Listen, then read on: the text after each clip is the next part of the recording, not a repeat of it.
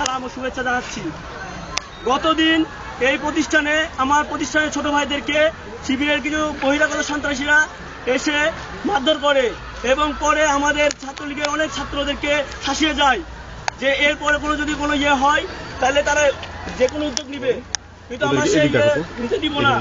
আজ সেই কারণে আজ আমার সব বড় ভাইদেরকে বলে এখানে সমবেত হয়েছি এবং এখানে একটা মিছিলের ব্যবস্থা করেছি যেন তারা বোঝে ছাত্রলীগ শুধু শান্তি না, শান্তি বোঝে না।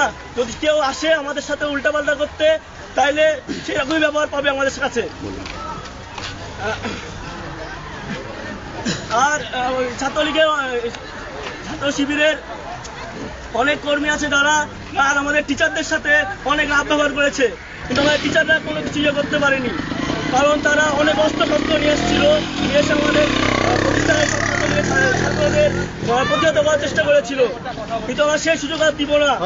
এই বলে আমার সংক্ষিপ্ত বক্তব্য শেষ করছি। জয় বাংলা।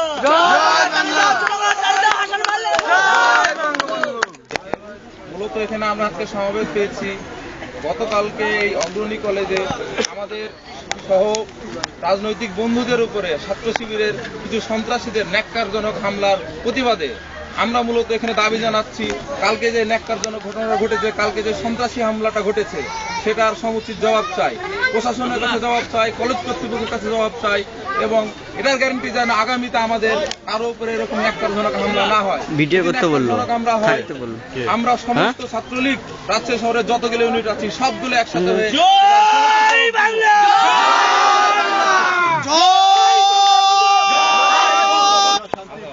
পতাকাবাহী সংগঠন বাংলাদেশ ছাত্রলীগ অগ্রণী কলেজ শাখা আয়োজিত আজকের এই প্রতিবাদ সভায় আপনাদের মাঝে উপস্থিত হয়েছেন রাজশাহী মহানগর ছাত্রলীগের বিপ্লবী সদস্য সুমন ভাই, উপস্থিত আছেন রাজশাহী মহানগর ছাত্রলীগের বিপ্লবী সদস্য 19 নম্বর ওয়ার্ড ছাত্রলীগের বিপ্লবী সহসভাপতি সুইট ইসলাম সুইট, আরও উপস্থিত আছেন পলিটেকনিক ইনস্টিটিউটের সকল সাধারণ সম্পাদক তুষার সহ উপস্থিত অগ্রণী কলেজের স্কুলের হাসান, রিকু থেকে শুরু করে সকলকে আমার প্রান্তীয় সংগঠন মুঠিয়াখানা ছাত্রলীগের পক্ষ থেকে জানাই নদীব সালামত শুভেচ্ছা। সংগ্রামী সাথীরা, আমার বন্ধুরা আমার, আপনারা জানেন দেশ যখন অপশক্তির বিরুদ্ধে রুখে দাঁড়িয়েছে, দেশ থেকে যখন অপশক্তিকে তাড়ানোর ব্যবস্থা করা হয়েছে, দেশে যখন শিক্ষার পরিবেশকে সুন্দরভাবে গড়ে তোলা হয়েছে, দেশে যখন ছাত্রদের জন্য সুন্দর পরিবেশ তৈরি করা হয়েছে, দেশে যখন দ্রব্যমূল্যকে স্থিতিশীল রাখা হয়েছে, ঠিক সেই মুহূর্তে একটি অপশক্তি দেশ সমস্ত শিক্ষাঙ্গনকে অচল করে দেওয়ার লক্ষ্যে, শিক্ষাঙ্গনের পরিবেশ নষ্ট করার লক্ষ্যে বিভিন্ন অপচেষ্টায় লিপ্ত আছে।